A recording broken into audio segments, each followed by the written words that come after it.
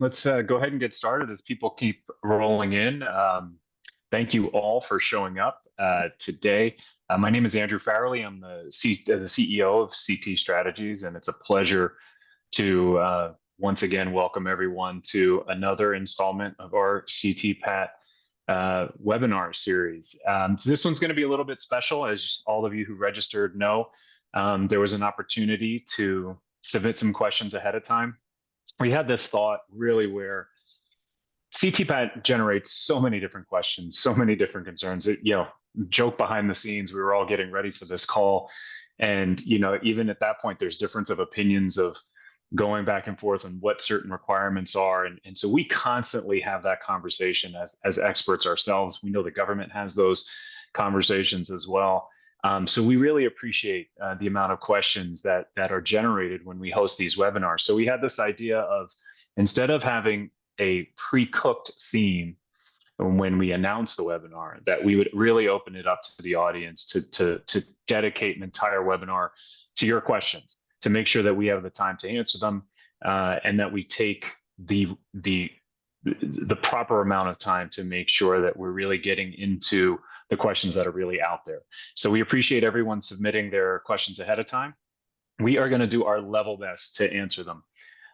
We have a really good group of attendees from a lot of different sectors. We have brokers, we have highway carriers, we have importers. We even have some consultants for CTPAT services that have signed up. So we want to make sure that we're doing our best to tackle each subject in a way that makes sense for you. If we are not successful in exactly addressing what your concerns are, please contact us. We are happy to have a further conversation. The other thing along those lines is that we did receive some questions in Spanish, and bueno, obviamente hablamos en español, pero este evento es completamente en inglés. Si quieres hablar después del evento en español, por favor, nos avisan, mándanos un texto, un email, una llamada, y podemos platicar un poquito más de la pregunta. But the webinar itself is going to be totally in English, except for that 10-second quick diversion. And I think when it comes to this topic, you really, you're attending this, and I think we're all hitting it at a really good time. We're a couple years after the change of the minimum security criteria. We continue to have evolution at the government level of the program. There's a lot of new initiatives that are coming. There's a lot of broader themes that are being tackled more broadly throughout CBP that has direct impact on the CTPAT program. So at this moment, I don't think this will be the last time we do a Q&A dedicated webinar, but I certainly think it's a really good moment to do that. So it's my pleasure to start off by introducing our panel. I will just say that these three panelists, Brad Skinner, Sean Beddoes, and Ron May, are not only friends. I've not only known them for a very long time, but they are the people I trust with my questions when it comes to CTPAT, and their experience from their time in the field. All of them, we were just commenting about how similar some of their career paths are. They all started in the field, and they all made their way to the CTPAT program, ultimately being director or acting director. All of them were international attachés, which gives them a particular insight into the AEO programs abroad, and particularly the MRA questions that we got. And then all of them spent quite a bit of time in customs domestically and around the world. So a great set of panels to answer our questions. You don't want to hear from me. I know it. I will be moderating. I'll be throwing questions their way. I will start with attempting to answer one question that comes up very frequently. And it's half question. I think it's half venting. And I can assure you that we vent along with you. And it's always about the portal. And so where are we at with the portal? What if I'm having trouble with the portal? How do I manage that? And, realistically, I think, just being honest, I don't think this is anything that our friends at CBP wouldn't say, but it's still a work in progress. They're still evolving.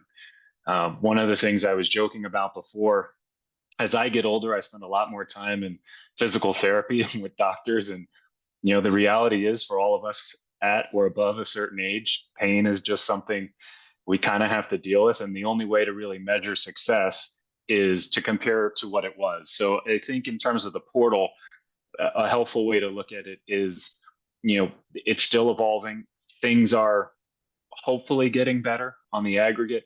There's still a lot of glitches that we're working through, and really the best way to handle them is to go through the service desk, which will make sure you have that contact information in the materials from the webinar. The last thing I'll say before I get right into the questions is that this is being recorded. You'll all receive a link to this. You can watch it again and again. If you're having trouble sleeping, you may just want to listen to this beginning, listen to my boring introduction and get right to sleep before you get into the exciting meat of it. But you'll all have access to that. We're going to try to answer every question that we got. A lot of them kind of center around the same theme, so we'll tackle different themes in a particular order. If you do have questions now, please put them in the chat. We'll include those as well in some of the questions we have. We did get a lot of advanced questions, although I will say I'm going to treat this a bit like a pop quiz and a game show for these guys. So we'll see how good they are at dealing with my audibles that I call during the presentation, and hopefully we'll have a good time. So without further ado, I want to get into some of the topics we have. The topics you guys are going to see, because of the questions that were asked, have very, very different levels of value. So some are at the very strategic level, high level value, and some are at the very tactical. We're going to try to do a good blend of both of those, and hopefully give you some good anecdotes that we've all seen that help to explain a little bit the answers that we give. So really just jumping right into it without any buildup. One of the categories that we saw a lot of questions around was the category of risk assessment. And there's always a question, and it's not just with risk assessment, it's with almost everything that CTPAT requires is, how much do we have to do? What's enough? What's sufficient? And I remember when I was a kid, I had a shop teacher. When I would try to build something, I would ask a question like that, and he'd be like, well, how high is up? How long is a piece of string? And the point was, you just have to do it, and it may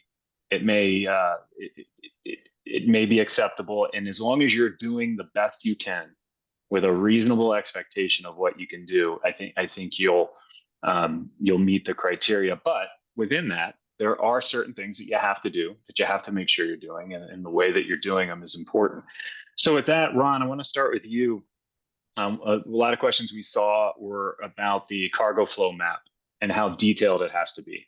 So how much do you really have to go into showing CBP how your cargo flows and what your supply chain looks like? So it's kind of an open-ended question, but I'll turn it over to you to start and see, what your opinion is, and then maybe if the others have some comments, we'll go to them before we start moving on. So Ron, over to you. Well, that's good. I get to have an opinion. I appreciate that. But no, I think one of the things that this starts to bring out the constant reminder of the CTPAT program is every entity, the 11,000 plus members we have, it's your responsibility to explain who you are, what you do to your assigned supply chain security specialist. So when we talk about cargo flow mapping, when we talk about risk assessment, you're taking this opportunity to not only say, look, we risk. We have a spreadsheet that we go through and we look at every month or every year, and we identify risk. But it's also why you're using that particular modus, what your supply chain involves. Does it have maritime entities? Is it strictly air? What are the parts of your supply chain that are very involved? Full container load, less the container load. So when you talk about cargo mapping, I always like to say you're putting it in a package, a presentation that anyone can understand. Remember the SCSS, they all come from different backgrounds. They have vast experience, whether it's the trade side, the field side. So your ability to explain hey, we're in the wearing apparel industry. This is why we use containerized cargo more often than air because of expense. Or the food industry, we have issues with FDA. Or medical, we have issue with, other restrictions. So your cargo map needs to be very explicit about how that works. Where's the port of lading? What's the transportation elements? What are the trucking companies? This is, again, the map should show all those things. This is where the CBP SCSS looks at this, and prior to the validation, it says, okay, what am I getting into? What kind of questions do I ask? Are there any issues where freight might be at rest? Remember, they always say freight at rest is freight at risk. Is there anything that gets my attention where I want to ask more about it? So the map itself is something that I think take into account the elements of your supply chain, discuss those. Remember, different supply chains from different areas of the world should have separate maps.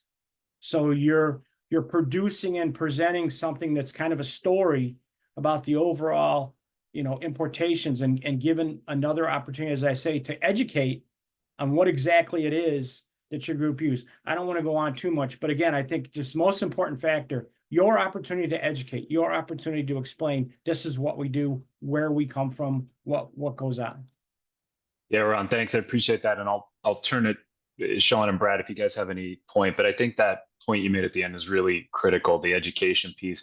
Sometimes we forget, or not that we forget, but sometimes the government has a habit of pretending that they are experts in everything related to the supply chain. And the truth is, you are experts in your supply chain, and educating them is a choice that you make in terms of what are the most important things that they need to know.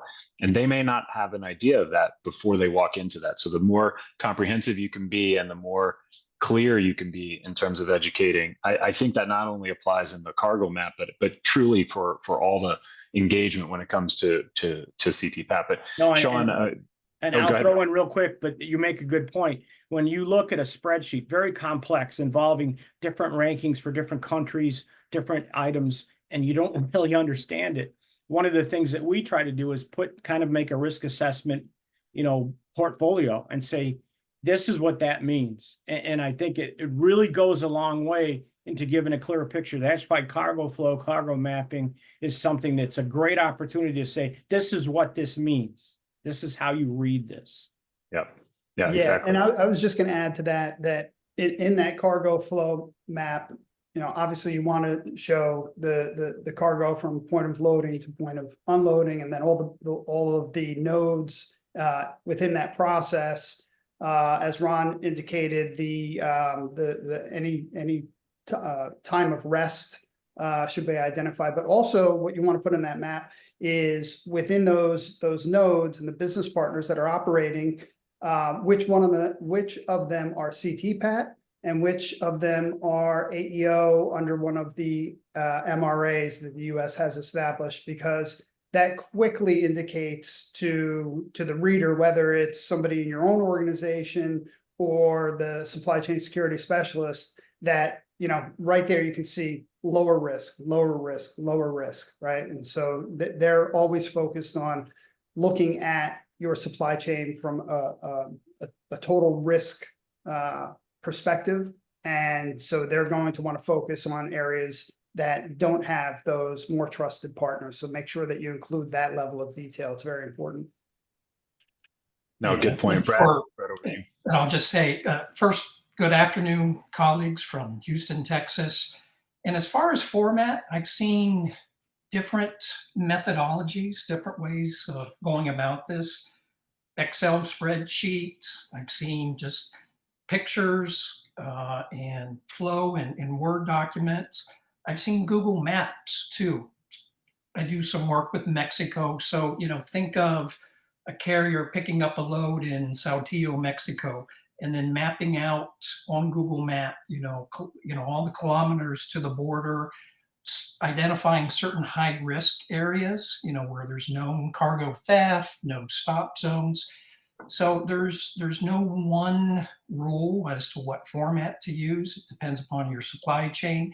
And I think Ron, said this, very well. It's so that you can educate your supply chain specialists, that you know your supply chain, you know the touch points that Sean spoke about, and can communicate that and identify the risk. Over. Yeah, it's all good. And also, you can see already in the chat, I appreciate is some questions starting to come in. This concept of what is risk, what is not, and then this is in particular regard to business partners. I promise you, we're getting to that. We're going to have a whole section on discussions of business partners. But before we get to that, I want to change a little bit to get some of the high profile issues out. Well, we're not running up against time. I think everybody for the past few years has, let's say, suffered or questioned what the position is of the government in terms of forced labor. And so that just saying those words, I think probably for most of the people on this call will generate some sort of anxiety or some sort of concern on what are we supposed to do. And I think important here is to think about it for purposes of this call. For this webinar, we're going to talk about the relationship between the forced labor requirements and the MSC and CTPAT. There is a connection as well to the broader approach that CBP is continuing to advance and kind of hone on what they're doing. But at the end of the day, there's a similar approach in terms of understanding the supply chain, understanding what you have to do. But with forced labor being a highlighted area, I'd like to turn over to Brad if you can just kind of talk through one of the questions. I think summed it up pretty well, was where how can a company improve its controls when it comes to forced labor in general? What are the things that they should be doing so when a supply chain security specialist looks at what they've done, they can look at that MSC and say, yeah, we've got it. Yeah, sure, Andrew. I've done some work in this area over the last year and a half. It's pretty broad. I guess I'll make a couple of high-level points. First of all, yes, forced labor is now an emphasis within the CTPAT program, but if we zoom out, CBP has been enforcing forced labor laws for years and years. There's been some certain legislative updates to give new tools, make it stricter as it relates to forced labor, but CBP has always enforced forced labor. Secondly, it only makes sense that CTPAT partners, as our premier trade group, that they use their leverage, right, to ensure that there is no forced labor throughout their supply chain. As it relates to CTPAT, I think really the focus area, minimum security criteria 3.9, and I wrote it down. It states that CTPAT members must have a documented social compliance program in place that a minimum addresses how the company ensures goods imported in the United States were not mined, produced, or manufactured by prohibited forms of labor. We'll go on. So it's a requirement.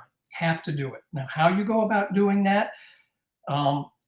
First of all, I would say is a part of your social compliance program, your code of conduct, have a forced labor component. I think I've seen this, right? In the code of conduct, we do not condone any type of forced labor throughout our supply chain. And actually we'll get suppliers to acknowledge, right, receipt of that information.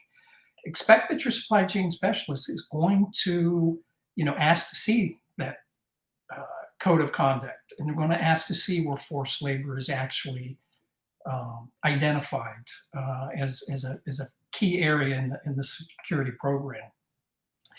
So what can you do? Yeah, so establish forced labor component within your compliance structure, assess risk, kind of goes back to what Ron was talking about in the opening, participate in verification of your service providers, conduct independent verifications if need be based upon risk, geographic area.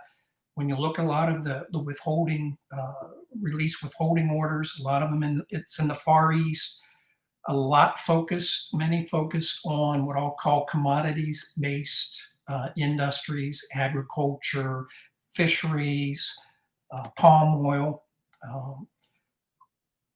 require certification from your suppliers that they are not using forced labor, have procedures, have them in writing, and then provide training. And then that training, and I think we'll talk about training in other parts of this webinar, but as it relates to forced labor, you want to make sure that your folks that do onboarding or work with suppliers, maybe who are visiting facilities as a part of a broader compliance program, they're looking for indicators, and there's a ton of indicators. And Ron, you might be able to touch on this too. I know on the mapping side, but ensuring that employees are not being worked forced overtime, that the individuals at the facility, that their immigration documents are not being retained or kept in abeyance. Children, somehow in the facility or on the grounds, lack of free movement of employees. So you want to take those indicators. Department of Labor has them. They're in the CTPAT portal. You want to make sure you provide awareness to the employees within your organization, you as the supply chain specialist point of contact, that you can push that through to ensure that you're not condoning or using, employing forced labor through your suppliers in any way.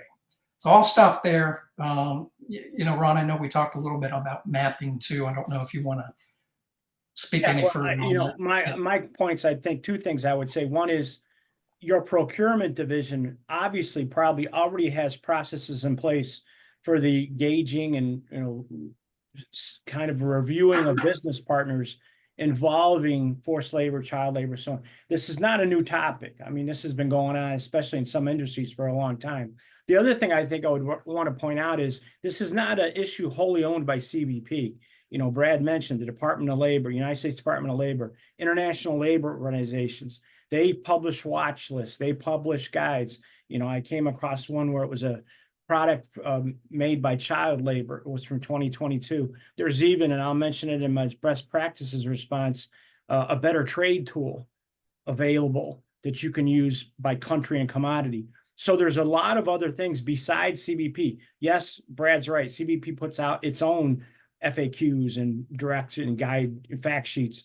But I think this is one of the things that's important to remember. This issue is much larger. So there's other departments you might need to go to make sure you're really up on what it is. And on a global level, there are things that you're aware of too, besides just what's in your backyard.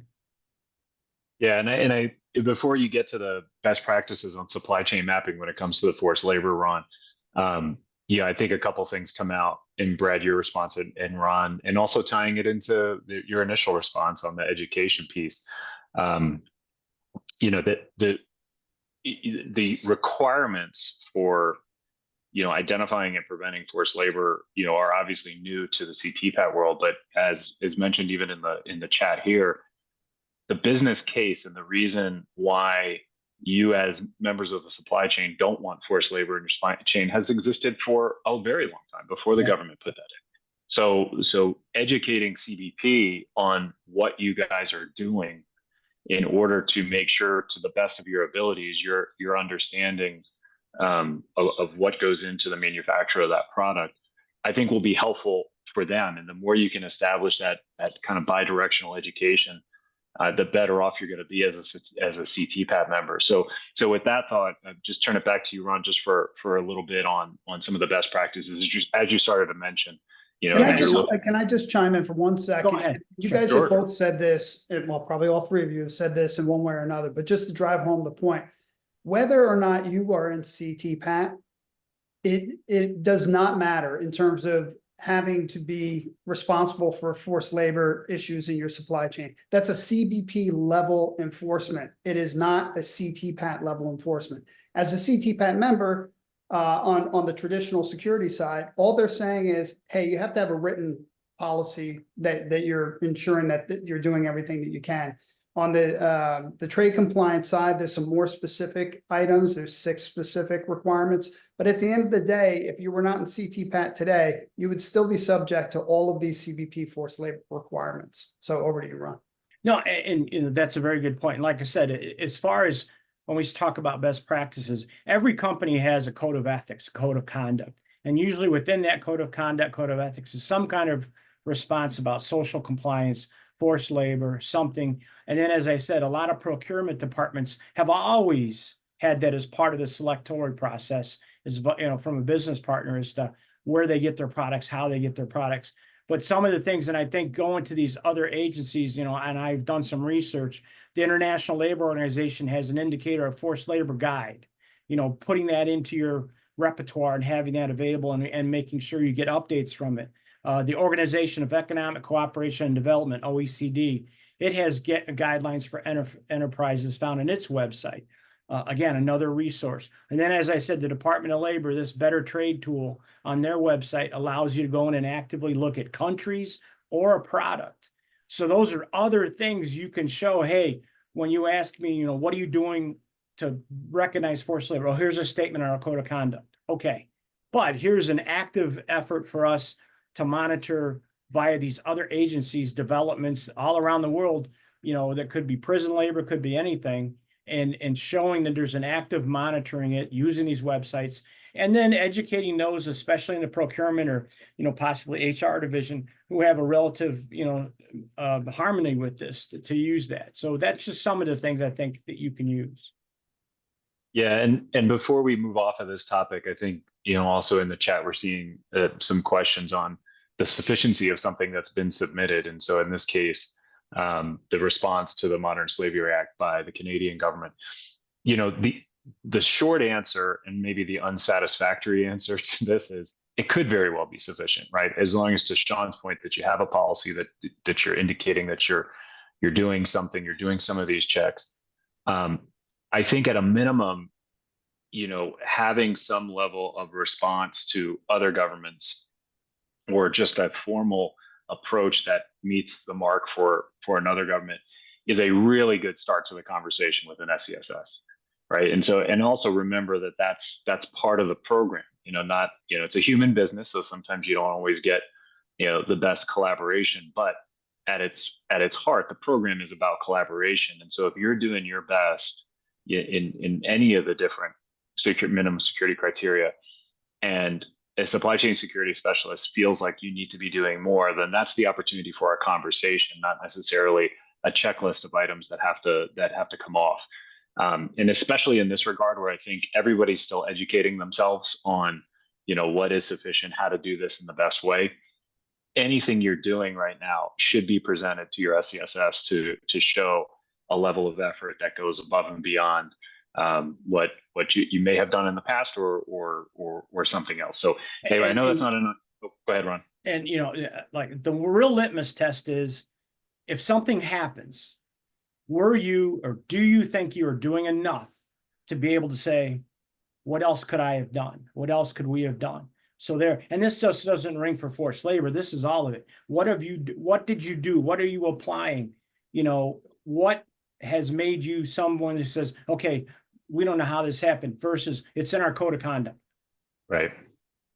Yeah, I think that's a really good point. We'll get into it in a little bit more detail to answer some of the questions in the chat, and also the relationship with the SCSS. But there's been a lot of questions on what is a reportable incident and how do you manage that, right? And it goes, I think that question opens the door between, hey, something bad happened, I'm a member.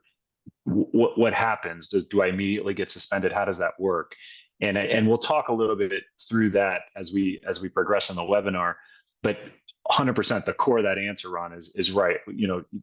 Perfection is not expected, right? That perfection is not the aim of the program.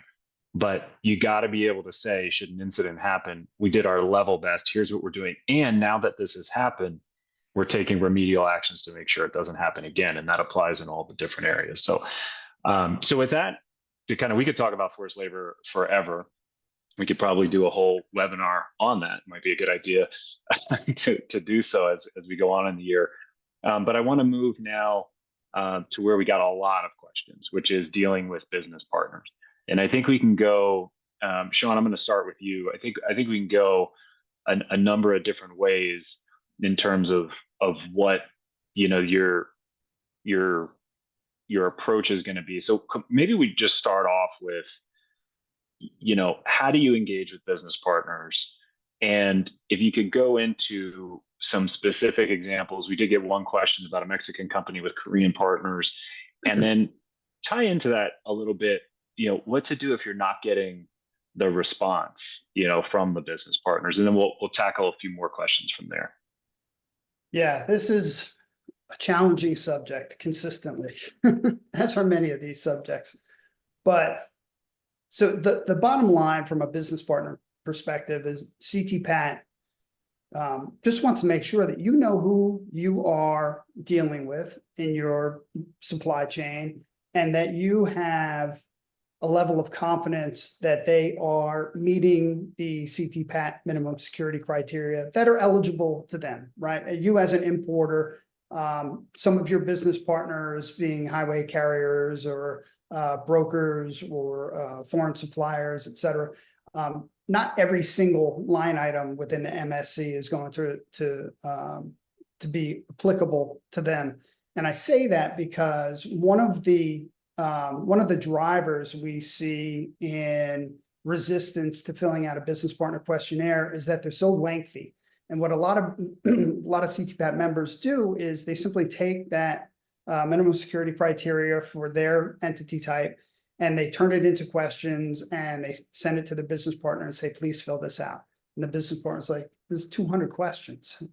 I don't have time for this, and I don't want to do it. And I've received 6 of these from other business partners. What am I supposed to do? So certainly there are themes and topics within the MSC, and there is an opportunity to consolidate some of those questions into a single question. So that's one of the recommendations, is that you try to reduce the overall number of questions. The other mistake that we see sometimes is that members will send out a questionnaire to their business partners that are already CTPAT, or they're already AEO in a country that the U.S. has mutual recognition arrangements with. The criteria is clear in both those cases, that the fact that they are in one of those programs and they're active, right? They're not in a suspended status, essentially demonstrates that they're in compliance with the MSC. So there's really no need to ask any further questions. Now, we can debate this, and we did debate this before the call, whether or not that automatically means they're meeting everything, right? Of course, you could get into a debate over that, but ultimately, if you are a CTPAT member, then and you are validated or certified, and you're not in a suspended status, then the presumption is you're meeting the requirements. Same thing with AEO members under the MRA. Now, outside of that group, then we're talking about actually sending out a business partner questionnaire. So as I indicated, one of the things you can do is just try to reduce the overall burden of the number of questions that you ask. And then there's some other things that you can do in terms of hand-holding exercises. We hear from some clients that we sent out questionnaires, and this one company, they just say they're not going to answer it. They don't want to answer it, and they're an important business partner for us, and we can't shift our supply chain because of this. So you can call, everybody knows somebody at one of these companies. Call this person up, have that questionnaire in front of you, and essentially do a quick verbal interview and write down their answers, and then use that and upload it to the portal. At least now you have something. So being creative in terms of how you address the business partner questionnaire is critical. The other thing is the scenario of nothing works. They won't fill out anything. Well, in some cases, then you can leverage site audits, right? Many companies go and actually do audits. Most of the time, not for security. They'll do an audit for quality control or things like that. Add the security elements into that audit. So you've then captured their compliance in that way.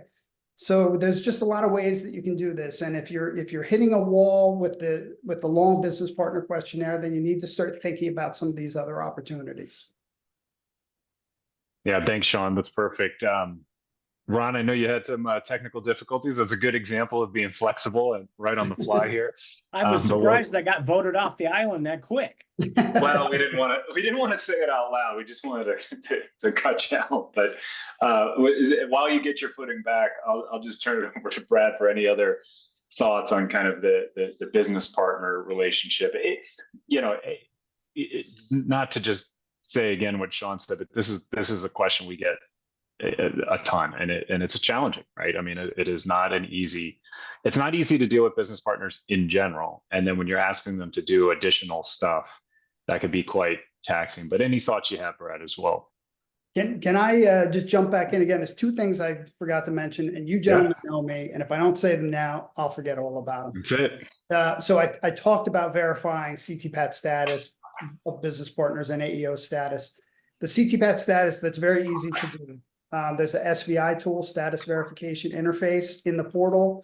You should connect with all of your business partner, your CTPAT business partners through that, and that will give you the ability to monitor them in real time. If something occurs and they're suspended, it will not tell you they're suspended. It will say that there's been a change in their status, and that should initiate your protocol to reach out and find out what happened and if it's a risk to your supply chain. So that's one. On the AEO side, not as straightforward, although it can be in some countries. In many countries, the EU is a good example. They have a public database where you can search for AEO companies. So you can go on that database, you can see if your business partner is in there, it'll give you the status, and that kind of works in the same way as the SVI, although it's not automated in the portal. And then you start getting into the third scenario, which is you have to get some kind of proof that they're AEO. And typically a lot of other countries will issue some sort of certificate. So you should get a copy of that certificate and upload it into the portal as evidence of implementation. So sorry, I forgot to mention that. And Brad, over to you. No, we're used to it. Sean, you hit on so much of it. I guess under this bucket of business partners and monitoring and SVI, I know there was a question regarding suspension and removal. And I don't know if it's prudent here, Andrew, but I'll just take a moment, right? So you're monitoring your business partners all this through SVI, all of a sudden they're not there. Obviously, that's an indicator that something's up, something's happened. Maybe there was a security incident, they failed a validation. Officially, you're only going to know through that SVI whether the partner is in or out of the program. Unofficially, you can always contact the company to find out what the situation is. We especially see this in the Mexico supply chain. A highway carrier, for whatever reason, is suspended or removed. Many times the highway carriers, senior management will already proactively be notifying their suppliers, yes, we had an incident, here's what we're doing to be reinstated, et cetera, work with us. There's no hard and fast rule as to how long you can let the business partner remain outside of CTPAT. Of course, a lot of importers build it into their contracts, right? As a must do. But it's really going to depend upon the relationship, your assessment of the supplier, the carrier, what happened, and how much time you want to give them to get reinstated in the program. Usually takes a while, right? For especially for carriers to get reinstated. So I'll just mix that in there. I know there was a question along those lines. There's no hard and fast rule along those lines, Andrew, but I'm just go ahead. I think that's a running theme as we continue to talk about it, and it's the most unsatisfying answer that we can give, right? That there's no hard and fast rule, and that comes from two aspects of the same challenge. One is a positive, which is the program is intended to be collaborative, so the requirements are intended to be minimum for a reason, right? And then that they can be discussed on how to do it. And the other side of that is it's a voluntary program. It's not statutorily required. So when you're dealing with business partners who simply won't respond, or as when he's asking the questions, are not responding to, your desire to do audits in the field. You're in a position, and that has to be evidence in and of itself of a challenge that you're mitigating. And so, you get to these, when we do these webinars, I think, and this is why I think the Q&A format is helpful, and we'll probably do a lot more of these. When we're presenting, there's high level good stuff you can present, right? That is somewhat easy to identify and get our heads around, and they're important. But these examples, and appropriately so, are examples of the extremes of what to do when we get to the end here. And to your point, Brad, there's no hard and fast rule all the time.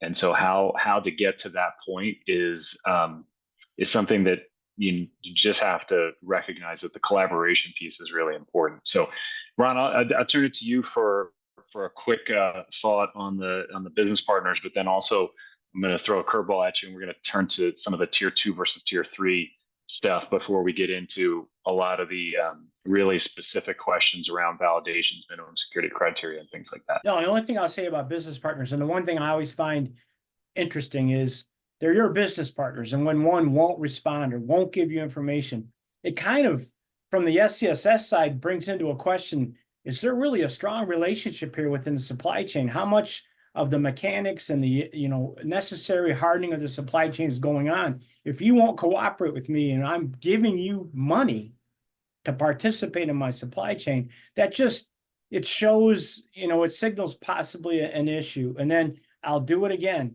When something happens and you have to go back and start qualifying what was done, what's that business partner going to be like as far as in their response, and they're assisting you in, determining what the issue was or where the problem was. So I think that's why CBP hangs its hat so hard on the business partners, is we need you to be sure of your relationships. So, again, I understand it's a lot of work. I understand you get hundreds of questionnaires. I understand it can be problematic, but at the same time, it's part of business. This is why you sign contracts and you have procurement requirements and you do things. So that's just like set an observation. See it all the time. Really do. Yeah. Yeah. And Ron, before I get into the changing topics to tier 2 and tier 3, there have been a couple of questions that pop in along these lines, which is, just in general, how do you get the response? Like what generates the response? And I think we've touched on a lot of that, right? Like how to push it, make phone calls, be aggressive, those, have a good relationship that's evidence of other things. I think one other thing to just touch on for anyone on this call, and I think most of everyone is, CTPAT members or CTPAT eligible. But one thing that we're starting to see kind of in our work around the world, and you guys are all part of this, that we see are entities in foreign locations that recognize that they're not eligible for CTPAT, but want to be good business partners, want to be good suppliers for CTPAT members. I mean, it's such a, just the numbers require it in the US market being so big. And so you're starting to see, from a competitive advantage, a lot of these suppliers wanting to understand what the MSC is. And while they can't be CTPAT members, they are trying to do their best to display evidence that they are in compliance with that. So, this isn't a solution to an existing problem that some of the members may have, but the more and more that becomes a norm, and that also becomes a norm for other AEO programs, you're going to get suppliers that have taken the time to engage in some level of certification that shows a commitment to the minimum security criteria, which would also include responding to the business partnership questionnaire, and the other aspects of the minimum security criteria. So as you go and try to find those suppliers in particular countries, there is beginning to be a movement where that is more and more popular.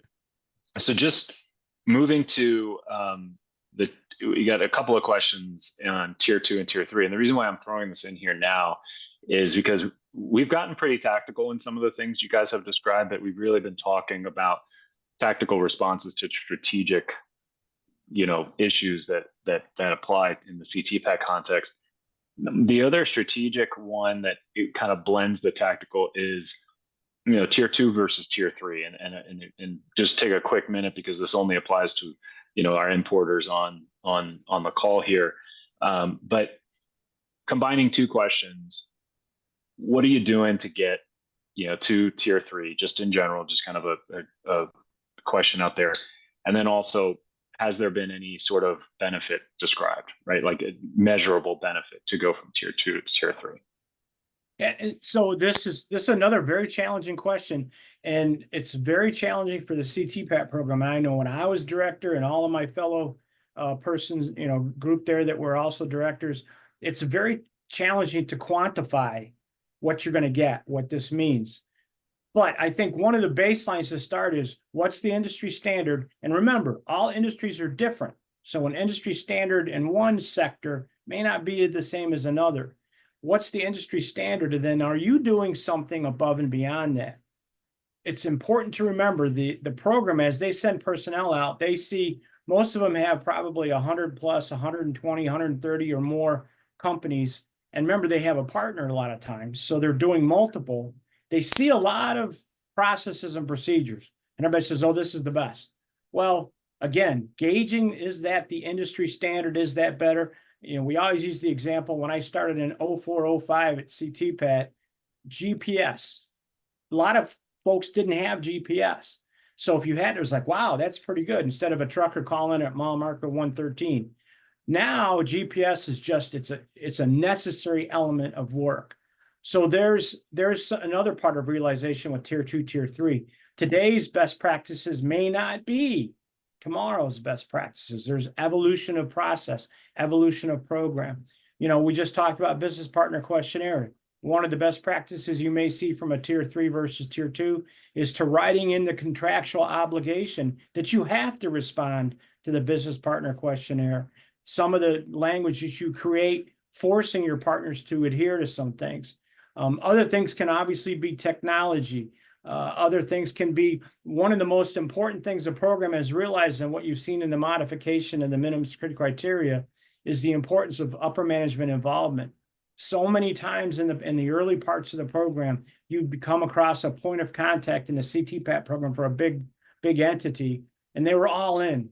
He or she was very, cooperative and then you met somebody who was in the hierarchy, and they're, absolutely a true example. Going in a big conference room, I won't say what company, and sitting down, and the executive vice president of North America says, okay, what is this again? No idea what the program was. That does not bode well for an SES saying, oh, this company buys in. They're part of the solution for. So I think that's one of the main points to remember is industry standard, how are you better? Secondary things are, what does your industry do that's different? So, I mean, again, I keep saying this, but the air industry, the sea industry, wearing apparel, foodstuffs, medicine, different industries have different things that qualify them to be, more important. For example, I remember I went to Indonesia one year, and I was doing a pharmaceutical company, and they were making a very important point about the cookie sheet that was wrapped with their product not sitting on the tarmac in the hot sun. And you're like, okay, well, it makes sense. The temperature can affect the viability and the lifespan of that medicine. Very interesting, important point. Just like you learn about the wearing apparel industry saying, well, we usually ship by container on sea because it's so expensive to put clothing in a ULD and put it on an aircraft and send it across. So those types of things are important to remember as you gauge that tier 2, tier 3. Again, one of the most important things, and I've said this all along, is how much support and how much drive the company has in participation in the program. When you go on a validation, and I'm sure my colleagues can say this too, I don't know, Sean and I talked about how many we've been on.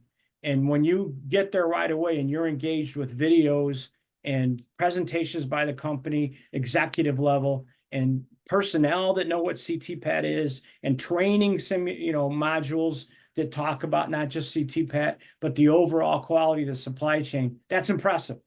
And that elevates your opinion of what you're going to see. And then the next day when you go somewhere else and you don't see that, now you're starting to separate one from the other. It is very subjective. It's very subjective. Just like we've said all along in this call, there is no what's the answer? It's A. That's not necessarily true. So you guys jump in. What else am I missing for this? Yeah, Sean, go ahead. I'll turn it to you, and then we got to move. We got a lot of questions to answer here. I actually had nothing to add there because Excellent, no, excellent. no, I don't We're have gonna anything skip to you. add. And I'm I'm gonna aware make of the amount of content and the amount of Yeah, time. I was already gonna- thinking, oh, we may have to do a part 2. Yeah, I'm gonna make an executive decision to move on, except to say, in fairness to everyone on this call, Ron, when you talk about, people not knowing what CTPAT is within the company, we were just joking about a specific example where we know people in CBP that have effect on the cargo moving over that may not be as aware of the program as they should be. So this concept of bidirectional education, of constant learning, definitely applies both ways. So we're going to switch a little bit to what I was hinting at before, which is a little bit more tactical question. So hopefully we'll be a little bit more brief and we can cover a couple more questions at this level. But under some of the specific requirements of the minimum security criteria, we got a lot of questions about inspections, the requirements, and specifically about inspection at destination. What is the requirement? Is there any requirement? And if there isn't, why not? What are the thinking that goes into that? So Brad, I'm going to turn it to you to take on that question. Sure, Andrew, and we'll try to be brief. Yeah, we've seen, and even in previous webinars, I've seen this question come up quite a bit about inspections at destination.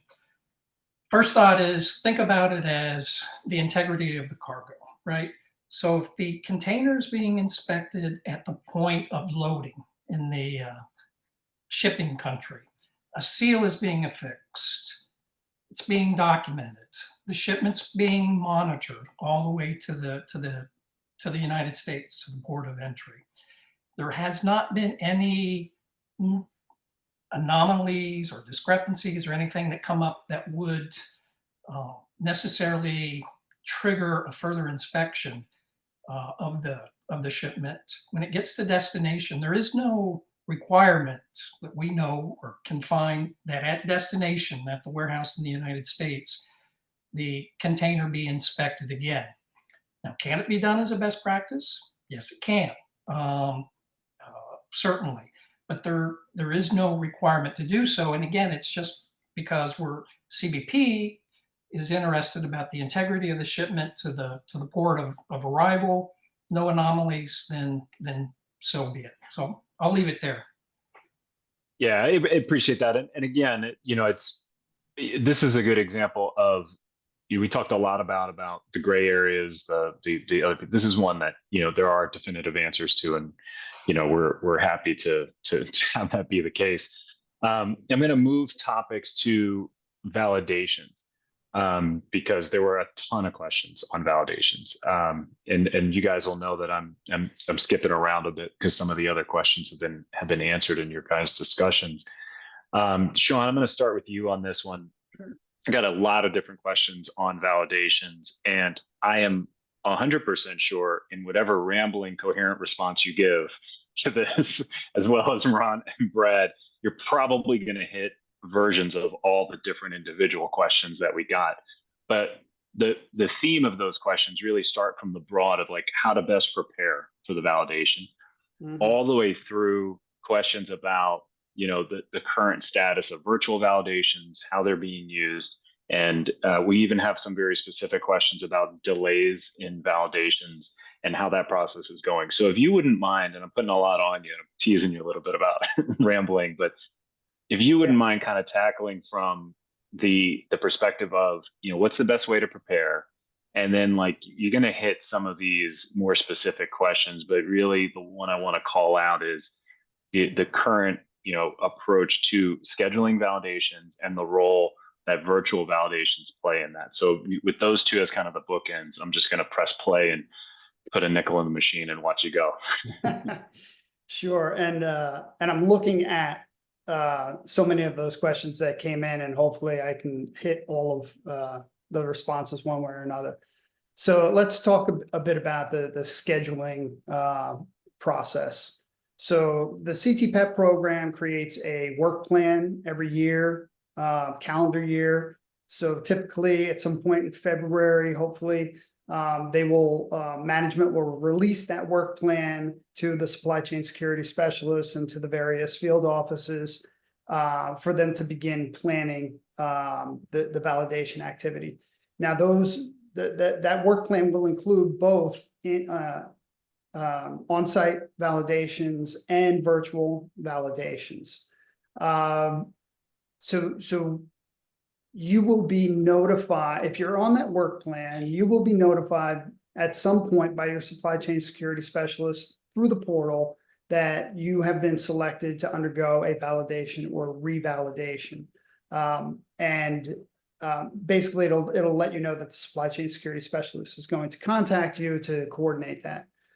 Please remember that ultimately it's a partnership, and you work with the supply chain security specialist to identify a date and a time that works best for you. But they also have complex calendars related to all this travel planning. So sometimes there's going to have to be some concessions made by both sides. But that's typically how that part of it works. One caveat I would like to mention is the SafePort Act says that new certified members of the CTPAT program have to be validated within a year.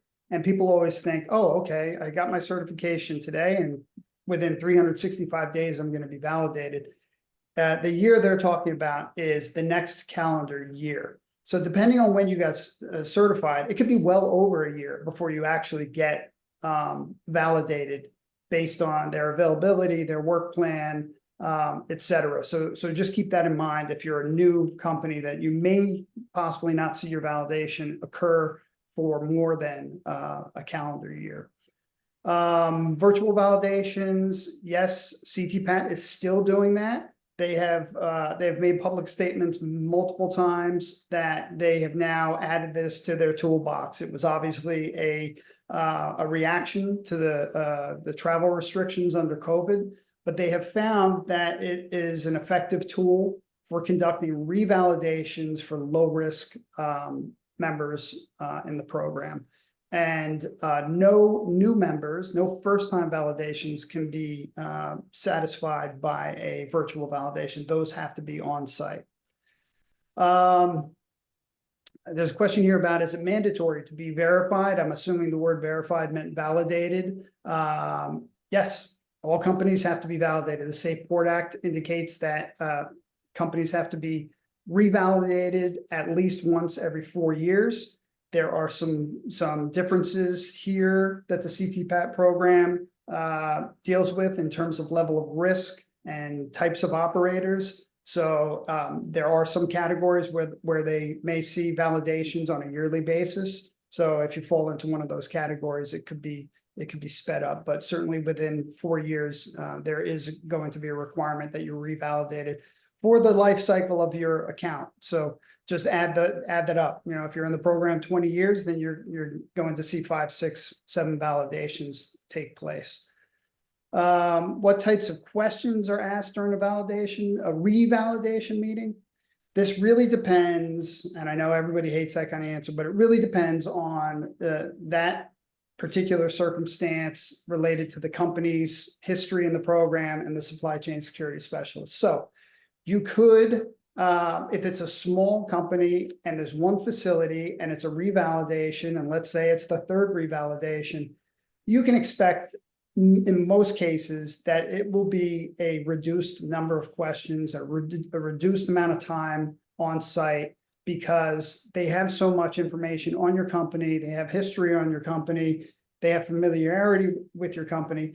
There's just no need to go through the process and ask every single question. So it should be more targeted. If your company previously had actions required and recommendations in previous validations, then they may focus more on those areas. You could also be in a situation where you've gone through multiple revalidations that were focused and targeted and they were short, and now you're reassigned to a different supply chain security specialist. And even though all that information is available to them in the portal, they're going to want to see for themselves. So in that case, you may go through a revalidation that feels like your very first validation. So it really depends on the totality of the situation. So sorry to be all over with that particular response. No, What's that, this? Oh, I that was gonna, great. Go ahead, Sean. Oh, do you want me to keep going? Because Yeah. what is the best way to prepare for a CTPAT validation? That's where I was going to go. Yeah. Yeah. So it varies slightly from virtual to in person, but ultimately, the principles remain the same.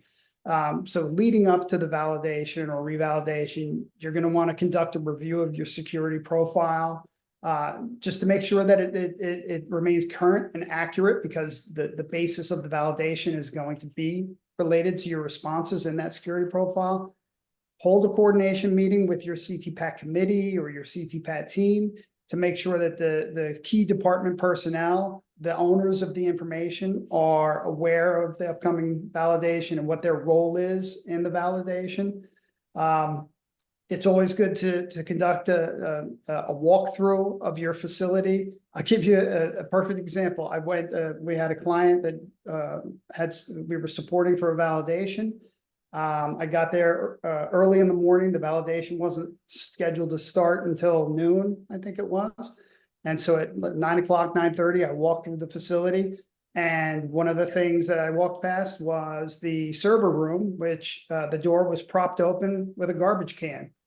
And I said, "What's going on here?" And the guy said, "I've never seen this ever before." I said, "Well, thank God we've seen it, because this would be a problem. You're required to secure that server room. And there's all these requirements related to that. And here it is propped open by a garbage can. This is a problem." So things like that you can catch right before the validation, and you can save yourself some grief. Boy, Yeah, I think there are a lot just here. to give you, yeah, just to give you a breath, Sean, and Sure. I think we can transition a bit Sure. here. Just the one thing to drive home, and it's in every answer you gave, the concepts of preparation and organization, right? Like, you can't over prepare and you can't be over organized. And it's not just because of everything you said of like catching those things and making sure you're available, but at the end of the day, like we've talked about on a bunch of different topics here, this is a collaboration, and there's a lot of gray area. And so by presenting a very organized, prepared validation presentation to the SCSS, it's not written anywhere, but it's human nature. You're automatically going to be in a better position to have those really good conversations, because the SCSS is going to say, "You guys do your homework. You've prepared for this. You're organized." And so if there are those gray areas, you can work through them from just even a human relations perspective a little bit easier. So I know you and Brad and Ron have seen that a number of different times. Recognizing time, I'm gonna again make an executive decision to move, because you did hit a lot of that, but I do want to tie in. Now I want to start moving to some other specific requirements, and kind of specific questions before I turn back to a general topic in training. Ron, I'm gonna hit you on the security profile. There's been some questions just kind of in general that I think we've hit a lot of what you need to include in that, the responses and how they should be. But one question I don't think we've hit yet is, how often do we have to update information and evidence into the platform, and making sure that CBP has all the updated information? What are the requirements, and what are the kind of should you be doing as a best practice? So the first response I'll throw out is the fact that CBP and CTPAT require an annual review of your security profile. So there's your benchmark. At least annually, you have to go in because what happens in the portal, for those you don't know, is your security profile becomes unapproved, for lack of a better term, forcing you to go in and just check it over and then resubmit it to the SCSS. So that's an annual review. One of the things I do anytime I work with anyone, or even when I used to be in the program, the first thing I do is go into a security profile, look at documents, SOPs, directives, whatever they have. What are the dates? What are the dates of those documents? It's now 2024. If I find an SOP on risk assessment that's dated 2021, that's a problem, first of all, because their requirement is supposed to be an annual review. Second of all, is who signed for that document, who's accountable for it. So that document, to your question, should have been part of the annual review and definitely needs to be updated and modernized. One of the other big problems we see with folks regarding a security profile is there's a lot of transition. A lot of people who used to be there aren't there anymore. They retire, they move on, someone else gets it. I understand it's a lot of work, but when you go back and start looking at the profile and you can see those gaps where, oh, in 2021, there was a tremendous number of documents loaded, then nothing for 3 years. And then now there's some again. So the thing, my suggestion is anytime you have a POC, first of all, is have a backup or other personnel who are involved. That's why it ties in with the comment that you heard from Sean. It's very important that others are involved. The worst validations I've ever been on are when somebody who's a POC goes and they say, okay, I'm here to answer all the questions, all the sections, HR, IT. No, that's impossible. You can't, even if you gather that information, you're just not going to have the expertise. So that's one, having others participate and partake. And then your security profile, I've always said, should be a living, breathing document where those responsible for certain sections, an example, cyber installs a new system. The cyber representative should come to you or whoever the POC is and say, I need to update our security profile because now we have a brand new section on cyber involving some new platforms that we might have. That's the best way to keep it. The worst thing you can do is say, okay, it's done, it's approved, put it in the can and not look at it again until either the unsetting or its validation time. Make that document part of the living, breathing, working ability of the supply chain. I've always said, it amazes me how somebody says, okay, did we satisfy CTPAT? All right, we're done. Why would you do something for CTPAT that might even be very successful and not apply it across the board?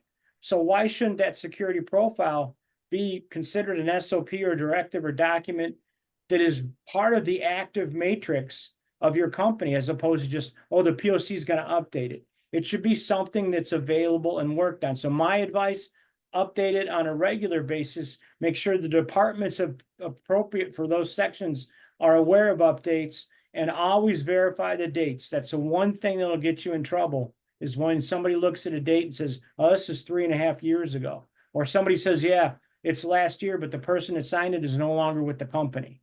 Those are the kinds of quick issues I see. Yeah, and just to add to that, just real quick, just 2 seconds, Right, John.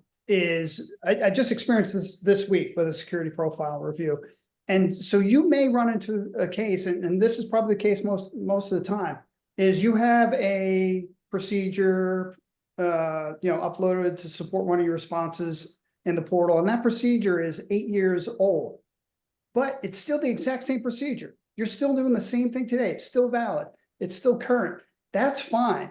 But you should demonstrate that you have reviewed that procedure and you have confirmed that it is still valid. And the easiest way of doing that is versioning, right? It was reviewed on this date, and this is now version 3, 2024, right? So having old documents in there is okay if they're still relevant, but you need to demonstrate that there's been some sort of review process related to that. So I would just stress the version. And Andrew, just to finish off, I've always said now with virtual validations, the security profile really is the validation.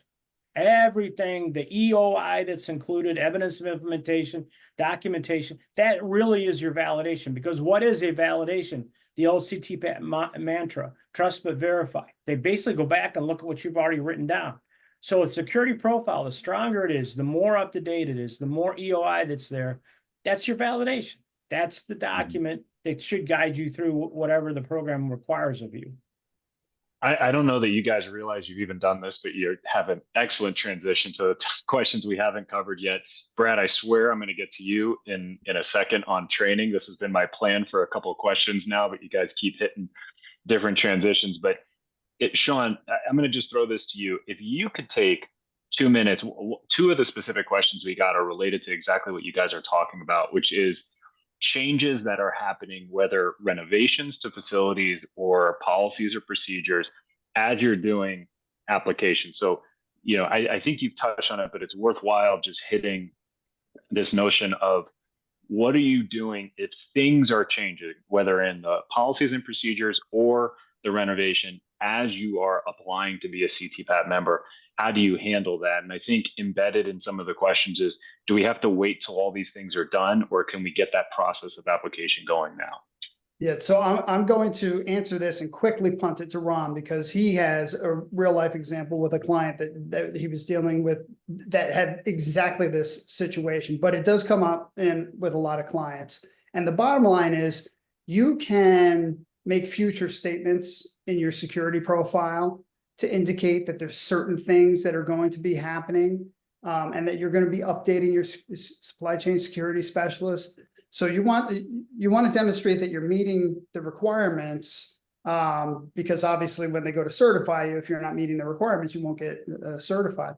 But if you are in the process of upgrading security procedures or infrastructure or anything, you can indicate that. And as long as you're demonstrating that you have a plan in place, there's a timeline in place, and there's a notification expectation to the supply chain security specialists, that will typically mitigate any issues related with that. But Ron, maybe you could go from the perspective. So we did have an excellent example of this. A client that I was working with, I did their first assessment and it didn't go well. I mean, there was a lot to do. Fortunately, this is a very proactive, very interested company that wanted to participate. They immediately made changes and decided to make investments, some $2 million in upgrades, but it was going to take time. We filled out the application. We said, hey, we're putting in new fencing. We're putting in a new gate. These things are going to cost this much money. Here's the installation date that we project. We even include bills of lading or invoices for what we had already purchased. We already had work orders. So we were saying, basically, we're going to get there, but it's going to take us a little time. But here's proof that, the thing that'll get you in trouble is you say 6 months from now, we're going to put a gate in. 6 months later, there's no gate. Now, if you say, well, we ordered the gate, it's back ordered. We ordered CCTV, it's back ordered. That's okay. The program will make modifications. In this specific case, it really got interesting because they came up for validation. It was their initial validation. And unfortunately, CBP and CTPAT had a very, very direct timetable, and they had to come out and visit. They weren't ready. A lot of the things that they had were in the middle. They literally had groundbreaking. They had, poles and money and all sorts of things and work orders. So we told that to the SCSS. We said, look, you understand when you come out, we're spending 1.7 million or whatever the figure was on this new access control system, but it's so only partially installed. We were able to kind of convey that. We documented and said, we're not bluffing. Here's pictures of the current install. Here's invoice for the projected installation date. The validation went exceptionally well, even with the fact that many things weren't really ready yet, but they were there. And the things that we had documented had said all along, and one of the things your profile can do is be updated. You can say, hey, update, July 2nd is not going to be the installation date. It's been moved to August 1st. That's okay. But we stuck to our guns and we said what we were going to do and we proved it.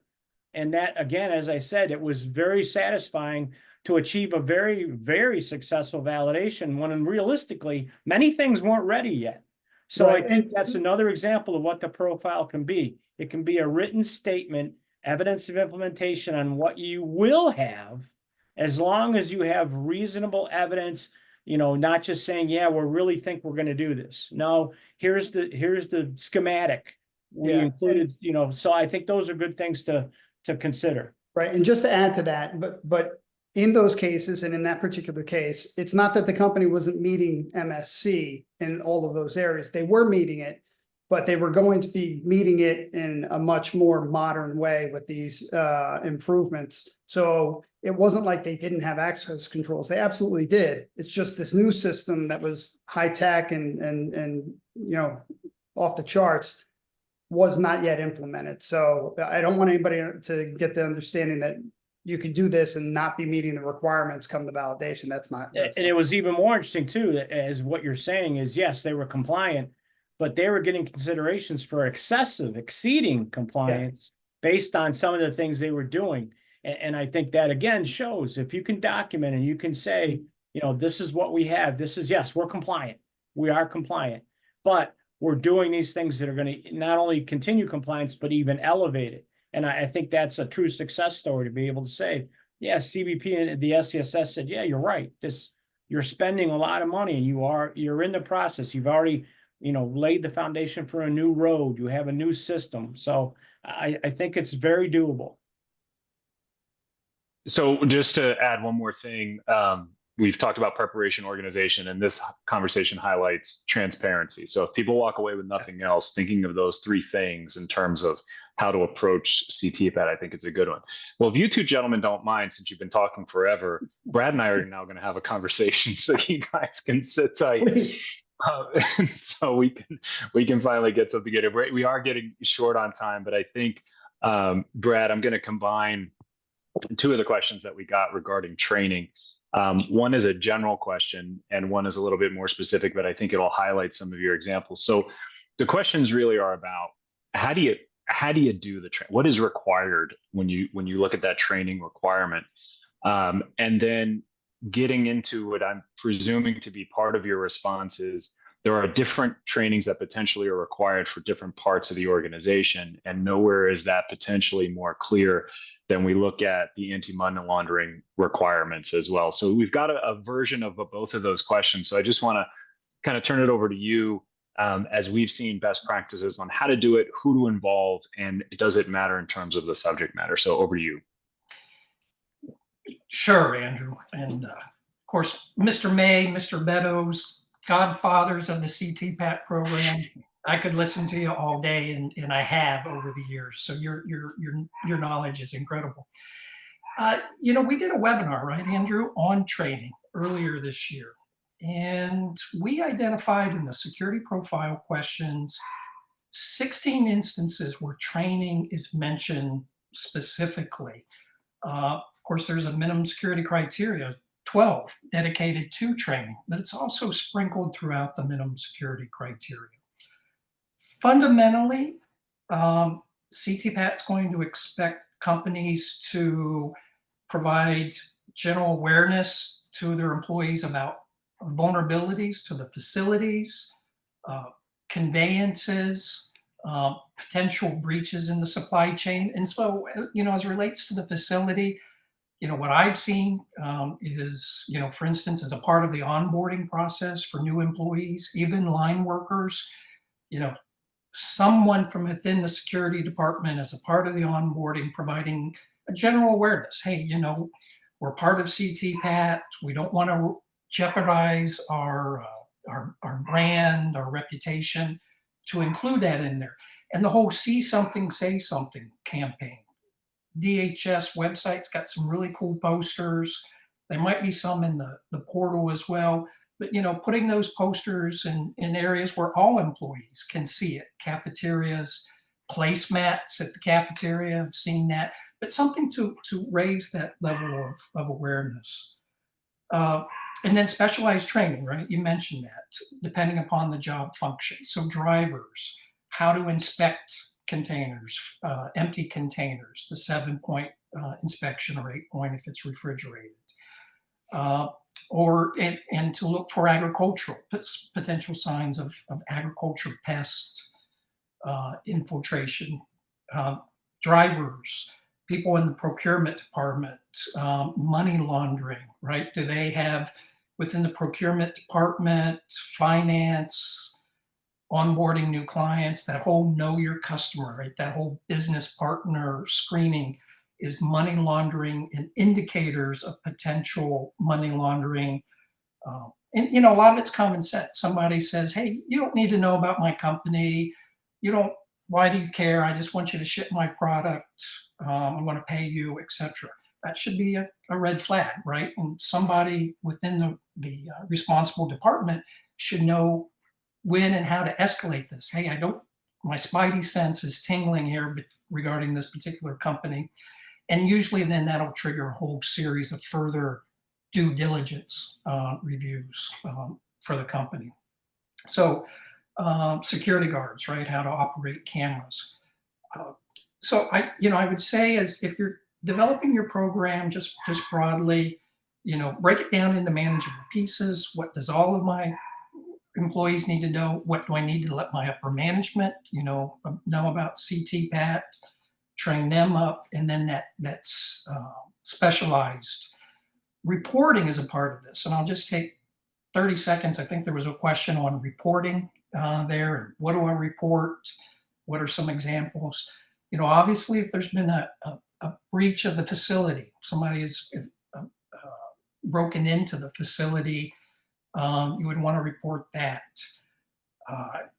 One instance, perhaps in the Mexico supply chain, I've seen this, cartel activity, right? Surveilling the facility or trying to inch their way into certain parts of the supply chain.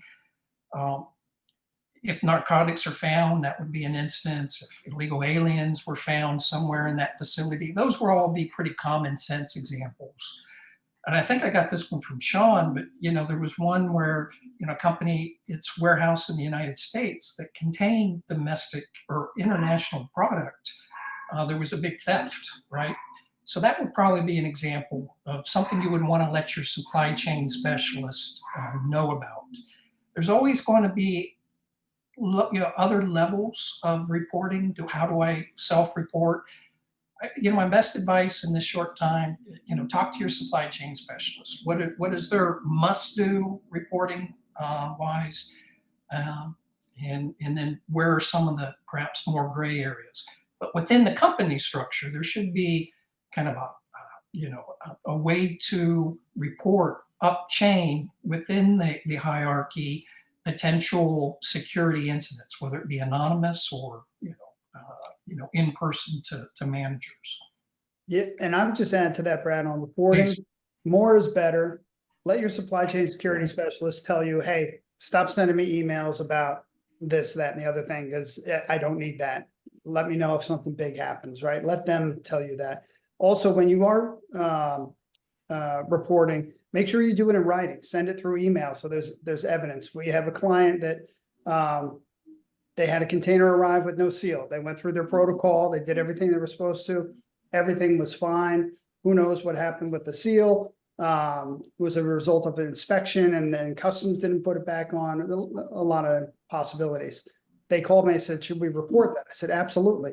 Report it and let them know what you did. It happened again. Report it, let them know what you did. Happened again, some stuff was missing. So you see there's a pattern here, right? And so the supply chain security specialist should be saying, hold on, guys, something's going on. And we need to hit the brakes and figure out how we're going to address this. And so, God forbid, there's some kind of significant incident in the future. You've got all this information in writing that you've been doing your due diligence. You've been reporting. You've been working with the supply chain security specialist. You've been doing your own investigations. You've been upgrading security procedures related to the aspects of these incidents. So it's very important to do that. Yep. Andrew, I know we're short on time, so it's hard to do justice in just a very abbreviated to training. But I think there was part of a question, upper management support, and just a quick story. I was part of a training for a company in Mexico. And what I thought was really very important is the director of security came before the relevant staff and really emphasized why security is important. Maintaining CTPAT status, brand reputation, could affect our business if we have a security breach, no single point of failure, etc. And if you document that, you take a picture, you show your supply chain specialist, hey, we did this training where we convened, the core members of our security team. I think that'll go 99% of the way to meeting the minimum security criteria. Over to you, Andrew. Yeah, I agree. And then, we are running up on time. So I appreciate, the insight. I think, and we started with training, but I think it lends itself nicely to reporting the way you did. I think the other thing that you should have, to Sean's point, exactly, over report, right? You have to be transparent on it. The worst thing in the world is that something happens and the supply chain security specialist hears about it in some other way that's not you.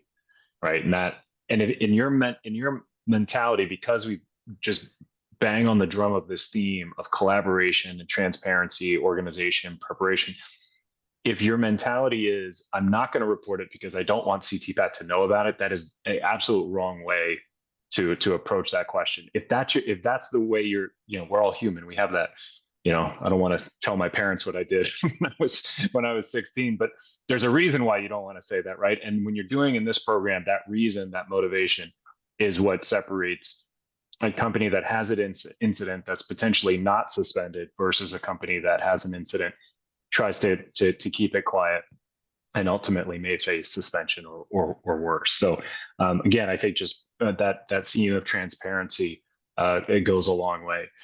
We are coming up on time. I'm gonna cut it.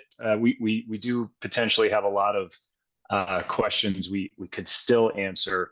I think you guys did a great job of bringing in, if not the exact question, the theme of everything that was asked. There were a lot of questions on specific inspection requirements that I think that may be, a webinar in the future in and of itself that we may do. And then there were some other parking lot potential questions regarding AEO databases and relationships there. A quick one on that. There is no centralized database for AEO members. It varies country to country. It's a pain. In our line of business, we go through that daily. But the other thing I just want to, end with is, everybody on this call has been incredibly patient and attentive, and we appreciate you taking the time out of your day to just listen to us speak. If you are interested in having further conversations, please reach out to us. We're happy to have initial conversations, answer, quick questions for you. Ultimately, in our line of work, we have an interest in making sure that this program is as successful as it can be. That coming from all of us come from CBP. 3 of the 4 of us on this call come from the program itself. And so the better we can prepare the members, the better the program will be. And so it's in our interest to do that. So please reach out. Let us know if you have very specific questions that we can answer for you. And again, just thank you very much. It's been a pleasure. Always enjoy, Ron, Sean, Brad, talking to you guys, watching you guys go. I also appreciate the control that you gave me to be able to tell you to shut up when I need to. I think I did somewhat of a good job of that. But it's always a difficult task, and it's a testament to your energy and your excitement for the program, as well as the depth of knowledge that you guys all have. So I want to thank you specifically, and again, all the participants for spending time with us. Remember, you will get a copy of this webinar, and if there are other things that you would like and need from us, please do not be shy to reach out. So thank you all. Thank you to our panelists. Thank you all for coming, and enjoy the rest of your day. Take care.